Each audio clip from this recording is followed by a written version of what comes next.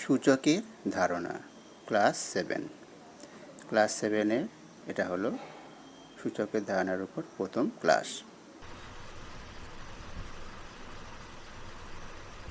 আজকের আলোচনার বিষয় হলো সূচক কেন শিখব বা জানব, সূচকের ধারণা, কোনো সংখ্যাকে 10-এর খাতে বিস্তার, 10 ছাড়া অন্য সংখ্যার খাতে প্রকাশ, মৌলিক সংখ্যার ঘাতের গুণফলের আকারে প্রকাশ, ঘাত আকারে প্রকাশ করা সংখ্যার ছোট বড় হিসাব, এই কটা বিষয় আজকে শিখব। প্রথম দেখে নেওয়া যাক সূচক কেন শিখব বা জানব। এই যে সংখ্যাটা নিয়েছি বা এটা হলো কোনো একটা বস্তুর ভর, অনেক বড় একটা ভর, ঠিক আছে। এবার এই সংখ্যাটাকে কি করে আমরা ছোট করে লিখতে পারি সেটাই আমরা শিখব। এইরকম আরও যেসব বড় বড় সংখ্যাকে ছোট করে লিখব কি করে সেটাই আমরা শিখব। আরেকটা যে সংখ্যা দেখো, এটাও সেই বড় একটা সংখ্যা, এটাও সেই রকম ছোট করে কী করে লিখব সেটাই শিখব। সেটাই হচ্ছে সূচকের মাধ্যমে শিখব। বা এই দুটোর মধ্যে কে বড় সেটাও জানবো সূচকের মাধ্যমে। আবার ধরো এই যেমন একটা সংখ্যা, এটা হচ্ছে কোনো দূরত্ব, কোথাও দূরত্ব একটা নেওয়া হয়েছে, এটা একটা দূরত্ব নেওয়া হয়েছে, এই দুটোর মধ্যে কে বড় কে ছোট, ঠিক আছে, বা এটাকে কী করে ছোটো করে লেখা যায় এইটাই শিখবো আর কি। ছোটো করে কী করে মূল বিষয় হলো ছোটো করে কী করে লিখবো, লিখে ছোট বড় হিসাব করব, সেটাই হচ্ছে এর বিষয়। সেটাই হচ্ছে সূচকের মাধ্যমে আমরা জানব। যে সংখ্যাটা এখানে নিয়েছি 10 × 10, সেটা গুণ করলে কত হয় 100 আমরা জানি, কিন্তু এটা জানি না যে 100টাকে কীভাবে আরও কীভাবে লেখা যায়, অন্যভাবে লেখা যায়। সেটা হলো এখানে শিখব। সেটা হচ্ছে যেহেতু 10 × 10 দুটো 10, তাই 10-এর ডান দিকে কিছুটা উপরে সেটা লিখবো আমরা কি 2, দুটো 10 2।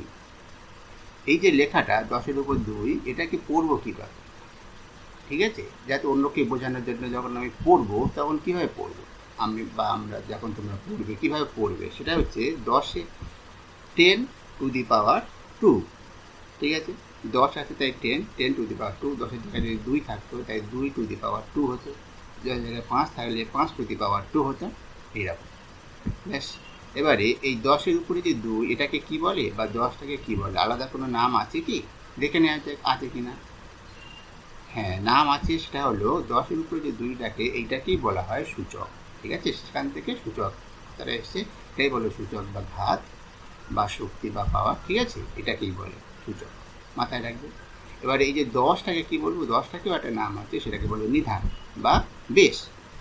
নিধান বা বেশ, যার উপর দাঁড়িয়ে আছে, দুইটা যার উপরে দাঁড়িয়ে আছে। যেমন বাড়িটা ভিতের উপর দাঁড়িয়ে থাকে, তাই ভিতটাকে কি ভূমি বলা হয়, ভিত ভূমি বলে, সেই রকম এটা বেশ বা ভূমি বা এটাকে বলে নিধান বলে, ঠিক আছে। নিধান বলবো, বাড়ির ক্ষেত্রে ভূমি বলবো, এক্ষেত্রে নিধান, বোঝা গেল।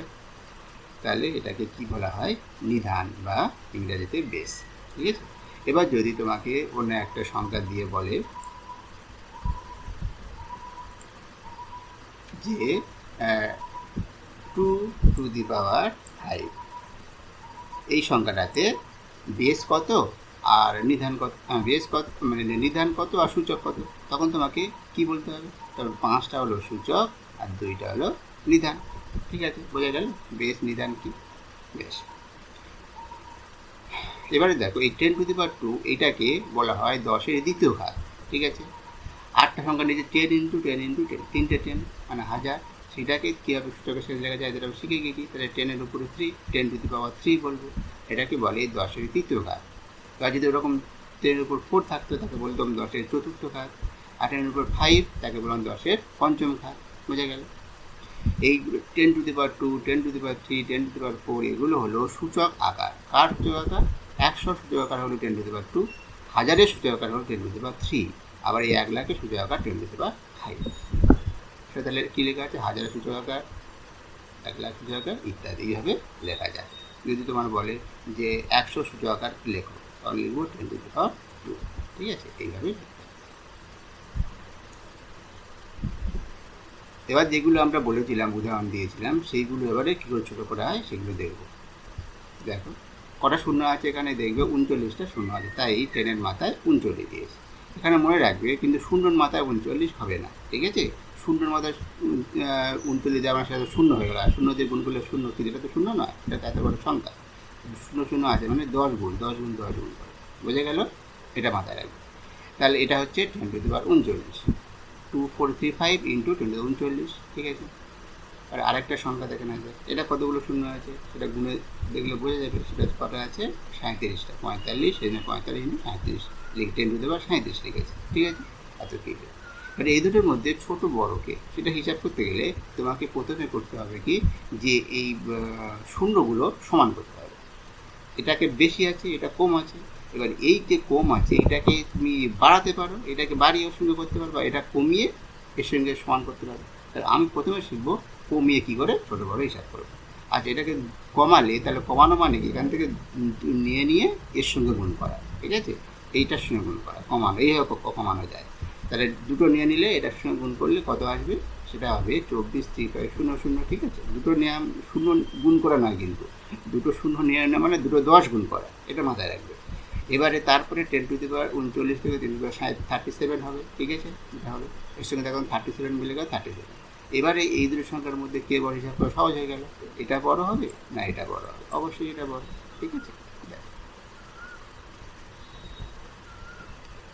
এই একটা সংখ্যা নিয়েছি, এটাকে যদি আমরা ছোটো করে লিখি 10⁵387 10⁻10, ঠিক আছে? আর একটা সংখ্যা, এটা পয়েন্ট আছে, ঠিক আছে? তাহলে এটা ইন্টু কত হবে, এটা 10⁻11, 11টা আছে।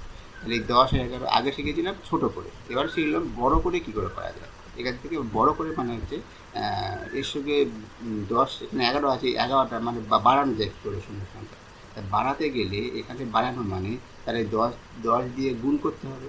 10 দিয়ে শুধু গুণ করলে তো শুধু অত গুণ করতে পারবো না, কারণ 10 দিয়ে এরকম গুণ করা যায় না, তাহলে নিশ্চয়ই 10 দিয়ে ভাগ করতে হবে, ঠিক আছে? 10 দিয়ে গুণ 10 দিয়ে ভাগ করলে 1 হয়ে যাবে, ব্যাস, তার গুণ করলে যেমন আছে তেমন থাকবে।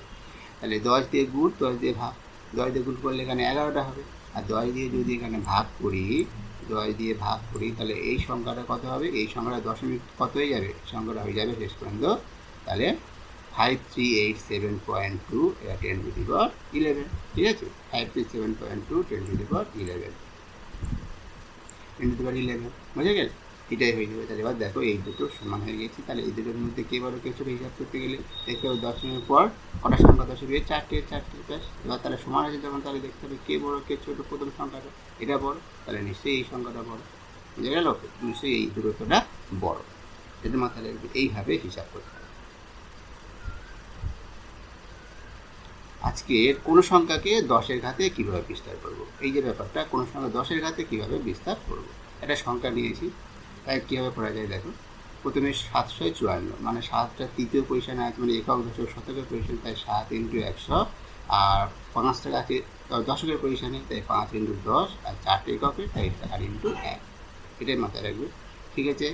তারপরে যেটা, যে 100টাকে কীভাবে ঘাতে আকারে লিখব, 100টাকে ঘাতের আকারে লিখলে 10⁻2, আর 10টা ঘাতের আকারে লিখলে 10⁻1, আর একটাকে লেখা যায় এরকম 10⁻0। এটা পরে বলবো যে কী করে এটা হলো, ঠিক আছে? পরে যখন সূত্র করবো সেখানে বলে দেওয়া হবে 10⁻0।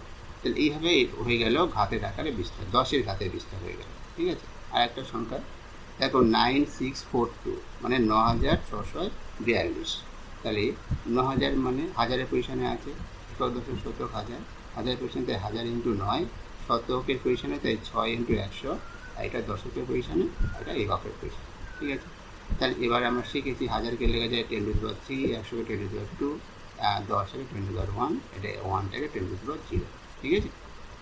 ব্যাস, এটা হয়ে গেল। এইভাবে আমাকে বিস্তার করতে হবে। এবারে আরেকটা সংখ্যা তোমাদেরকে দিলাম যে 8901, এই সংখ্যা তোমার 10-এর ঘাতে বিস্তার করে দেখাও আমাকে, ঠিক আছে? 10 ছাড়া অন্য সংখ্যার ঘাতে কীভাবে প্রকাশ করব সেটা এবারে জানবো, 10 ছাড়া অন্য সংখ্যার ঘাতে, ঠিক আছে? তাহলে দেখা যাক, একটা সংখ্যা নিয়েছি 32, সেটাকে যদি আমি ভাঙি, যেমনভাবে 32টাকে যেভাবে ভাঙে আমার, যে কোনো একটা করতে গেলে এইভাবে 2 গুণ করলে 16, আবার 16টাকে ভাঙলে এইভাবে ভাঙা যায়। তা ভাঙলে শেষ পর্যন্ত এইরকম আসবে 2 × 2 × 2 × 2, 5টা দিয়ে গুণফল, ঠিক আছে? 5টা দিয়ে গুণফল আসবে। তাহলে সেটা করলে হবে। তাহলে যেহেতু 5টা 2 তার হবে কত, 2 এর পাওয়ার 5, তাহলে লিখব 2 এর পাওয়ার 5। এটা হয়ে গেল অন্য সংখ্যার ঘাতের বিস্তার। আরেকটা সংখ্যা 81, 81কে ওরকম ভাঙলে বেড়ে যাবে 4টি 3-এর গুণফল, তার মানে কি 3 টু দি পাওয়ার 4। ঠিক আছে, বুঝতে পারছেন? এবার পরবর্তী একটা সংখ্যা নিয়েছি, দেখো 64 করে যখন যদি আমি ভাঙি, এটা আমি 2 দিয়েও ভাঙতে পারতাম, ঠিক আছে, আমি 4 দিয়ে এখানে ভেঙে দেখাচ্ছি। এই 2 দিয়ে আগে করেছি, এটা 4 দিয়ে করলে কত, 4 × 4 × 4, এটা কত হবে 4 টু দি পাওয়ার 3। তোমাকে যদি বলে এইটাকে 2 এর ঘাতে বিস্তার করো, তখন 2 দেয়, আর যদি বলতে এইটাকে 4 এর ঘাতে, তখন এইভাবে করতে হবে। ঠিক আছে, বেশ। এবারে 1 to 5, 125কে ভাঙলে কত হবে, 5 × 5 × 5। এটাকে অন্য কোনো ঘাতে ভাঙা যাবে না, শুধু এই 5।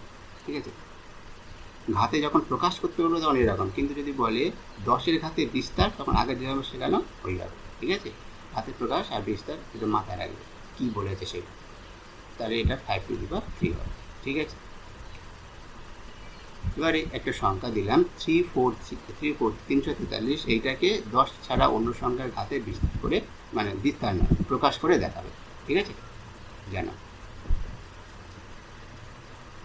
মৌলিক সংখ্যার ঘাতের গুণফলের আকারে প্রকাশ। মৌলিক সংখ্যার ঘাতের গুণফল, মৌলিক সংখ্যা জানি 2, 3, 5 এরকম মৌলিক সংখ্যার ঘাতের গুণফল, তার মানে এখানে 2 × 3 এরকম মৌলিক সংখ্যার ঘাতের গুণফল হলো।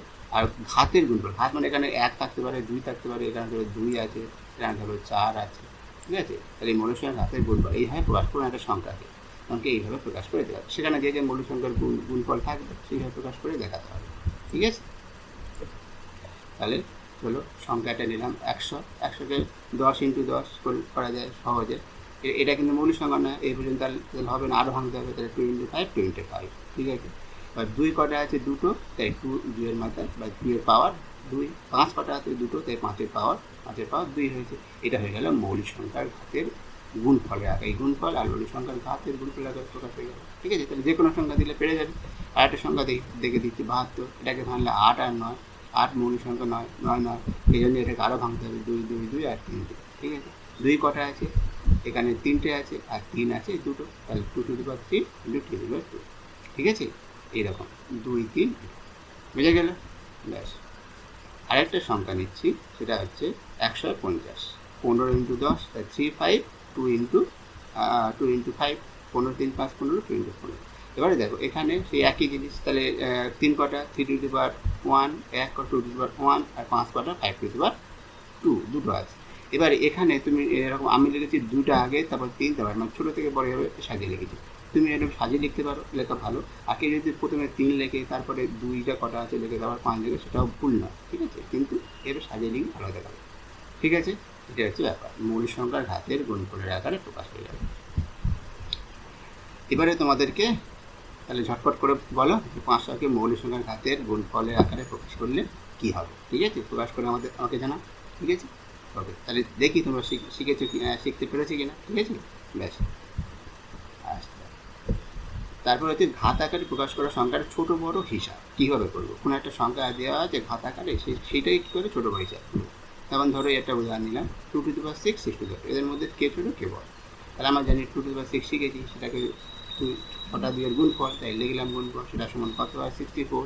আবার 6 টু দি পাওয়ার 2, সেটা 6 × 6 মানে 36। ঠিক আছে, তাহলে 36 বড় না 64 বড়, নিশ্চয়ই 64 বড়, তাই 64 বড়, তাহলে এটা 2 টু দি পাওয়ার 6টা, তাহলে লিখবো 2 two the power 6 then 6 two the পাওয়ার 2। বুঝে গেল, ব্যাস। এবারে আর একটা সংখ্যা যদি নিই, 5 to the power 3 to the 5। এবার বলো 5 টু দি পাওয়ার 3কে ভাঙলে কী হয়, 5, 5, 5 গুণফল, তাহলে 125, 3 টু দি পাওয়ার 5, 5টা 3, ব্যাস। তাহলে গুণ করলে 243 দেখবে, এটা বলো না এটা বলো, সেটা বলো, তাহলে অর্থাৎ 3 to the 5 to the power 3 less than 3 to the power 5, যেমন দেওয়া থাকবে সেরকম, গ্রেটার দ্যান না লেস দ্যান লিখে দেবো। এইভাবে হিসাব করতে হবে। ঠিক আছে, বুঝে গেল।